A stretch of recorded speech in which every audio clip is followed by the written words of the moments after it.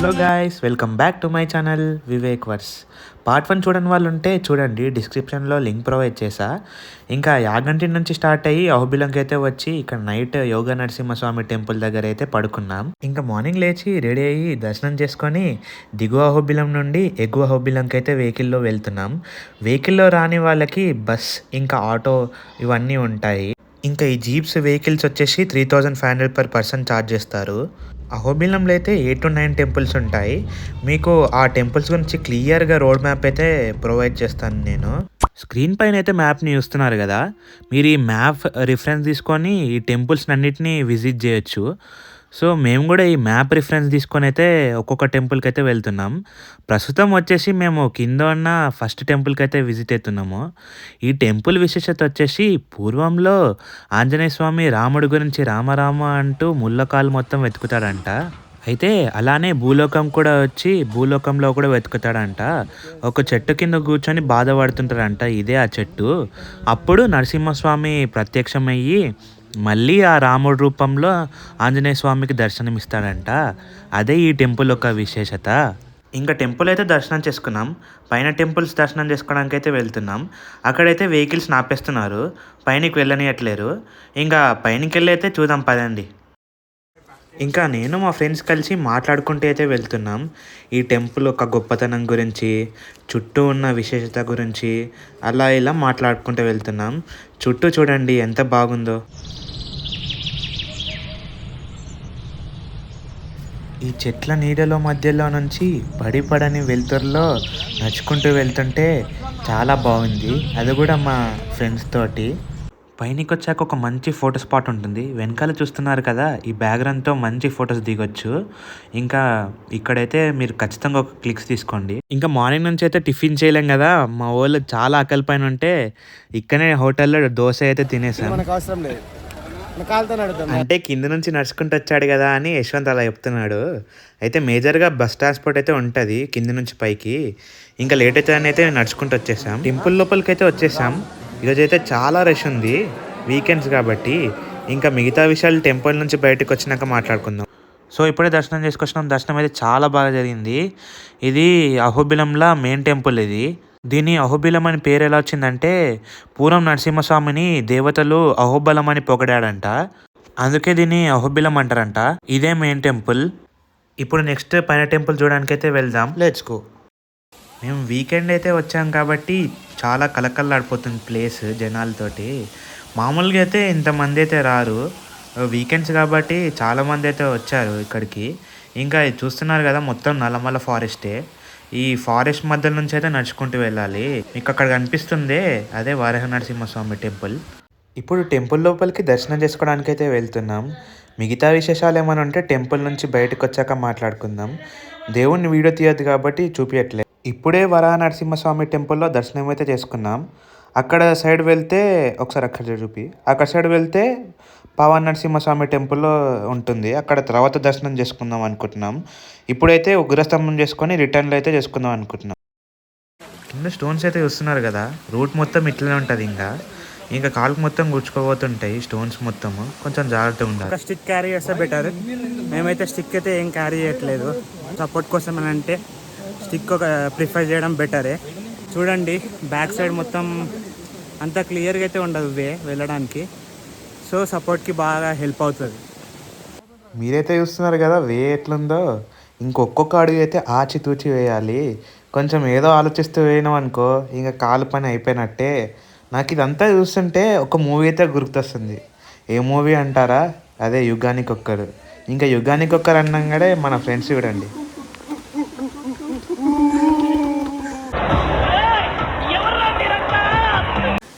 చూసారు కదా, ఆ మూవీలో చోలాస్ అయితే ఉంటారు కదా, ఇంకా వాళ్ళు ఎట్లయితే బిహేవ్ చేసిండ్రో సేమ్ అచ్చం అట్లనే బిహేవ్ చేసిండ్రు కదా.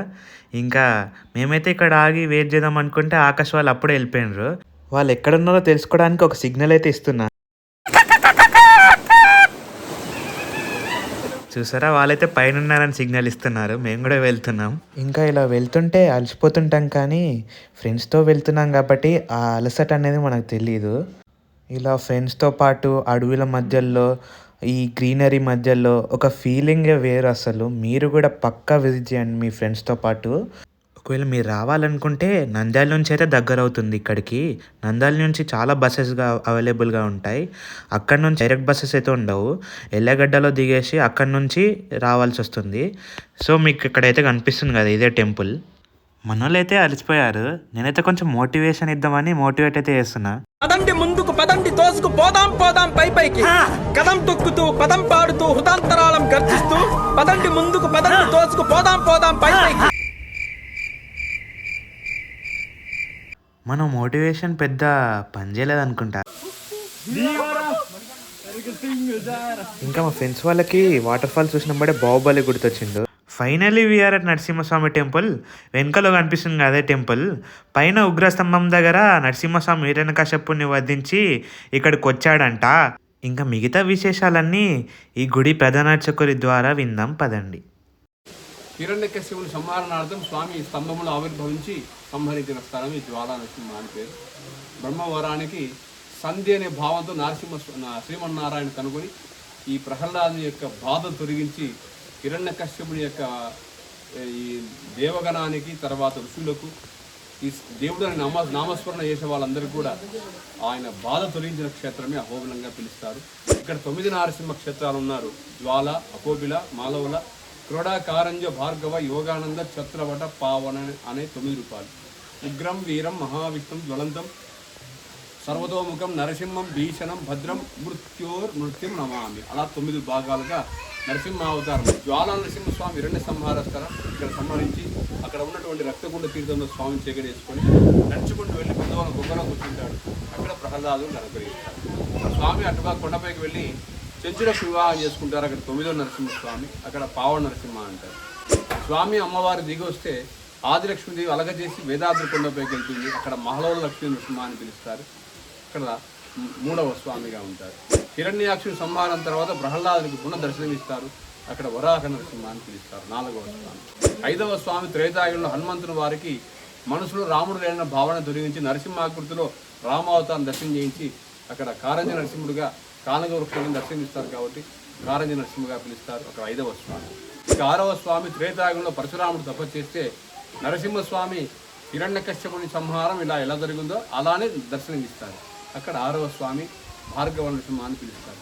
ఇక 7వ స్వామి ప్రహ్లాదునికి పట్టాభిషేక సమయంలో ఆయనకు రాజనీతి శాస్త్రం తెలియదు కాబట్టి నరసింహస్వామి చెంతకెళ్తే అక్కడ స్వామి స్వయంగా ఉపదేశిస్తారు రాజనీతి శాస్త్రాన్ని, రాజయోగ శాస్త్రాన్ని. ఇక 8వ స్వామి ఆకావు అనే గంధర్వులు గానం చేస్తుంటే నరసింహస్వామి ఛత్రం అనగా పెద్ద వడవృక్షం కింద కూర్చొని దర్శనమిస్తారు. అక్కడ ఛత్రవడ నరసింహస్వామిగా ఉన్నారు. ఇంకా 9వ నరసింహస్వామి పావన, అక్కడ చెంచులక్ష్మి కళ్యాణం చేసుకుని ఇస్తారు. ఇవి 9 నరసింహస్వాములు హృదయం యొక్క అవతారంగా ఆల్వార్ తిరుమంగయ్య ఆల్వార్ అనే ఆల్వారు 4వ శతాబ్ద కాలం దర్శించి ఆయన వారు మనకు దర్శన యోగంగా ముద్రకు చేశారు. తర్వాత 12వ శతాబ్ద కాలంలో కాకతీయ రాజు మహారాజు వారికి ఈ క్షేత్రం మొదటి పీఠాధిపతి ఆదివన్ షడగోపయ యతీంద్ర మహాదేవ బ్రహ్మచారి వారు ఈ క్షేత్రం దర్శించుకొని ఆయన వారు దర్శించి మంటపాలు నిర్మాణం చేశారు. కింద ఉన్నటువంటి శాంతమూర్తి ప్రహ్లాద లక్ష్మీ నరసింహస్వామి కళ్యాణ వెంకటేశ్వర స్వామి తిరుమల వాసి తన కళ్యాణం తదుపరి ఈ క్షేత్రం దర్శించుకొని ఈ కింద ఉన్నట్టు శాంతమూర్తి ప్రదర్శించి తిరుమలకి వెళ్తారు. ఇలా క్షేత్రంలో 9 నారసింహ క్షేత్రముగా చాలా విశేషంగా ఉన్నారు. ఈ స్వామి దర్శించిన వారికి సకల దోష పరిహారం, నవగ్రహ దోష ఉపశమనం, సకల సంపత్తి అనుగ్రహం. యద్భావం తద్భవతి. ఈ క్షేత్రానికి ఏ భావంతో వస్తారో వారి భావన అనుగ్రహంగా స్వామి పరిపూర్ణంగా అనుగ్రహించే క్షేత్రమే అహోబిల లక్ష్మీనారసింహగా పిలుస్తారు. Thank you so much. చాలా చక్కగా చెప్పారు కదా పూజారి గారు. యద్భవం తద్భవతి, ఈ పదం అయితే నాకు చాలా బాగా నచ్చింది. ఇంకా విషయానికి వచ్చేస్తే ఇక్కడ మీరు చూస్తున్నారే, ఇక్కడనే నరసింహస్వామి హిరణ్యకశిపుని వధించాక చేయి కడిగాడంట. అందుకే వాటర్ ఇలా రెడ్ కలర్లో ఉంటాయని అంటారు. ఇంకా వాటర్ అయితే చాలా ప్యూరిఫైగా ఉంటాయని చెప్పారు. నేనైతే కొంచెం ట్రై చేస్తున్నా. పర్లేదు, వాటర్ అయితే చాలా బాగున్నాయి. వాటర్ బాటిల్ అయితే చూస్తున్నారు కదా ఎంత ప్యూరిఫైగా అనిపిస్తున్నాయో. ప్యూరిఫై వాటర్కి అయితే దేనికి తక్కువగా. ఫైనల్గా అయితే ఇప్పుడు ఒక ఇంట్రెస్టింగ్ ట్రెక్ అయితే చేయబోతున్నాం. ఇక్కడ నుంచి వీడియో అయితే చాలా ఇంట్రెస్టింగ్ ఉండబోతుంది. ఇక్కడ ఎక్కడనో కాదు, ఇప్పుడు ఉగ్రస్తంభంకి అయితే స్టార్ట్ అవుతున్నాం. ఇక్కడ నుంచి అయితే వే అసలు ప్రాపర్గానే ఉండదు. ప్యూర్ ఫారెస్ట్ నుంచి ట్రెక్కింగ్ అయితే చేస్తున్నాము. ఇంకా చాలాసేపు వెళ్ళాలనుకుంటా. మా వాళ్ళు అయితే ముందే వెళ్ళిపోయారు మాకంటే. మేము ఇంకా వాటర్ తీసుకురావాలి కాబట్టి వెనకాల పడిపోయాం. ఒకసారి మనం మిత్రులను అడుగుదాం ఈ ఎక్స్పీరియన్స్ అనేది ఎట్లుందో అని. Akash, how is the experience? Situation చాలా కష్టంగా ఉంది బ్రదర్. పదా ఇంకా ముందుంది ముసలి పండుగ. కొంచెం స్లిప్ అయినాను కూడా అక్కడ లోయలో పడిపోతాం కింద. మీకు ఇక్కడ వెనకాల లోయ కనిపిస్తుంది కదా, ఆడ లోయలో పడిపోతాము. అక్కడ కానీ పడ్డామనుకో మోయగలిగే శక్తి ఉన్న వాడికి ఆ దేవుడు బాధ్యతలు ఇస్తాడు. సార్ అది మోయగలిగే శక్తి ఉన్న వాడికి ఆ దేవుడు బాధ్యతలు ఇస్తాడు. ఇప్పుడు దాకానే మనం ఆకాష్ భాయ్ ఏదో డైలాగ్ వేసిండ్రు, వచ్చినాక అడుగుదాం. అలసిపోయినావా మణికంట? నువ్వు ఆకాష్ అయిందా? బాగైందా? ప్రతిదానికి ఓవర్ ఎక్స్ప్రెషన్. మోయగలిగే శక్తి ఉన్న వాడికి ఆ దేవుడు బాధ్యతలు ఇస్తాడు. అలసిపోతూ ఇంత కష్టపడుతూ ఇదంతా దేవుడి కోసమే. ఫైనల్గా అయితే వచ్చేసినాం మనము. ఇంకా కొంచెం వెళ్తే అయిపోతుంది. మీకైతే చూపిస్తాను పదండి. ఇంక ఇదే టాప్ ఆఫ్ ది హిల్. దేవుని తలుచుకుంటూ ఎలాగోలాగా పైకైతే ఎక్కేసాం. పైనకైతే ఎక్కేసాం 30 తిప్పలు పడి. ఆకాష్, పైనకి వచ్చేసాం. ఎస్. సో మీకు ఒకసారి వ్యూ అయితే చూపిస్తా చూడండి మీరు పైనుంచి. పైనకి వచ్చామని ఫోటో దిగితే బ్యాక్గ్రౌండ్లో అక్కడ కనపడ్డది. ఇక్కడ కూడా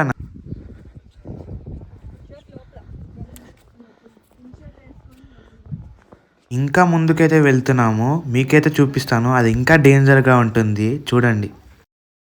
ఇప్పుడు నెక్స్ట్ టాస్క్ ఏంటంటే జాగ్రత్తగా అక్కడ ఈ జెండా వరకు వెళ్ళాలి. కానీ స్లాంట్గా ఉంది. Yes, your right Pavan. 90 degrees bro, we should go. Yeah you are right. So వెళ్దాం మరి. ఇంకా మంచి ఎక్స్పీరియన్స్ అసలు ఇది. లైఫ్ లాంగ్ గుర్తుండిపోయే ఎక్స్పీరియన్స్.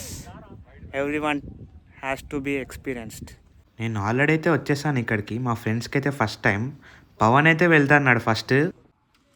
ఏంటి బ్రో ఇది ఇలా ఉంది? అలానే ఉంటుంది బ్రో. దుక్కొచ్చి దుంకితే ఇంకా ఆడ ఇడ పారాషూట్ వేసుకొని కిందికి వచ్చి ఇట్లా మళ్ళీ వెనకాల నుంచి ఓన్ అవసరం లేదు. కమాన్ బ్రో, యు ఆల్సో ఎక్స్పీరియన్స్. నువ్వు వెళ్తుండే నేను వస్తా. ఇంకా పవన్ తర్వాత నేను కూడా దిగేసి జెండా దగ్గరికి అయితే వచ్చేసాం.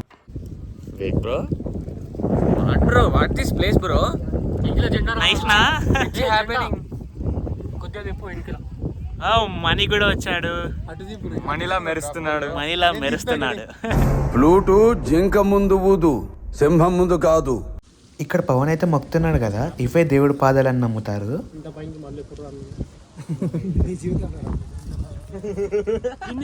ఒక్క డ్రోన్ ఉంటే మెంటల్ థాట్స్ వచ్చేది. ఆకాష్ అయితే డ్రోన్ అని అంటున్నాడు. మనతో అయితే అంత బడ్జెట్ అయితే లేదని చెప్పేసిన. ఇంకా కొన్ని ఫొటోస్ అయితే దిగాం. కొన్ని రోజుల తర్వాత చూసుకుంటే ఇవే మెమరీస్ లాగా ఉంటాయి. ఇంకా ఎలా వచ్చామో అలా కిందికైతే వెళ్తున్నాం. ఇక్కడ గుడిసెలు అయితే చూస్తున్నారు కదా, ఈ గుడిసెల్లో ఇంతకుముందు మజ్జిగ, వాటర్ అవన్నీ అమ్ముతుండే. ఇప్పుడు అమ్మట్లేదు అనుకుంటా. ఇంకా మెల్లగా నడుచుకుంటూ అయితే వెళ్తున్నాం. చేతిలో కట్టుంది కదా, ఒక డైలాగ్ అయితే చెప్తాన్నాడు యశ్వంత్, కలేజ మూవీది. చూచితినెవ్వరు చూడని లింగం, నిరుపద్రవమగు నిశ్చల లింగం, ఆది తేజమగు ఐక్యలింగం, పురాణ ప్రథమగు పవిత్ర లింగం శివ. ఇక పక్కన కొంచెం కూర్చొని రెస్ట్ తీసుకుందామని అయితే ఉన్నాం. మేము మాట్లాడుతుంటే విష్ణు ఏదో డీప్గా ఆలోచిస్తున్నాడు. What is meaning of life? నేను ఇక్కడ ఎందుకున్నా? అసలు ఈ ఎర్త్ ఎందుకు ఫామ్ అయింది? మార్స్లో కూడా మనుషులు ఉంటారా? ఇంకా లేచి వెళ్ళడం అయితే స్టార్ట్ చేసాం. అసలు ఇది ఎక్కడం ఒక ఎత్తు అయితే దిగడం ఇంకో పెద్ద ఎత్తు. కాలు అనేది జారిపోతుంటుంది, చాలా ప్రాబ్లం అవుతుంటుంది. ఇంకెలాగోలాగా కిందికైతే వచ్చేసాం. మణికంఠ అయితే వస్తున్నాడు. మణికంఠనైతే అడుగుదాం ఈ ఎక్స్పీరియన్స్ అనేది ఎట్లుందో అనేది. ఎలా ఉంది మాస్టర్? బాగుంది, సూపర్ ఉంది, కానీ చాలా అలసిపోయాము. ఇంకా నైట్ రిటర్న్ అయితే బయలుదేరుతున్నాం అహోబిలం నుంచి. చాలా మెమరీస్ వచ్చాయి అహోబిలంలో. దేవుడి దర్శనం కూడా చాలా బాగా జరిగింది. మెమరీస్ ఎప్పటికీ గుర్తుంటాయి. ఇంకా మధ్యలో కర్నూలు కూడా టచ్ అయింది కదా అని కర్నూలు లోపలికి అయితే వెళ్ళి తినేసి వెళ్దాం అనుకున్నాం. ఇంక ఈ వీడియోకి అయితే ఇంతే. లైక్ చేయండి, షేర్ చేయండి, సబ్స్క్రైబ్ చేయండి.